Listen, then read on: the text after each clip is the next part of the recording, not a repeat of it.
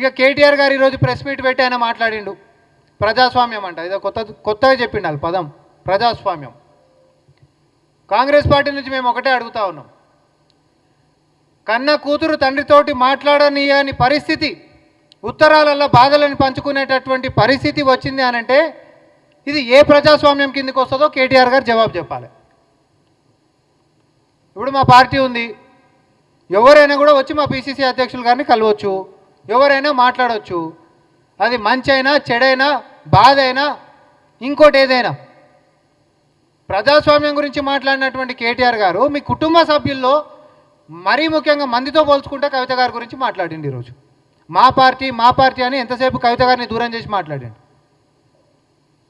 మీ లోపల ఉంటున్నటువంటి కుంపటి ఈరోజు బాటంగా బహిర్గతం అయింది కాబట్టి, స్వయాన కవిత గారే నిన్న మీడియా ముఖంగా చెప్పిరు కాబట్టి ఇంకా దాగుడు మూతలు అక్కడ ఎక్కడున్నాయి.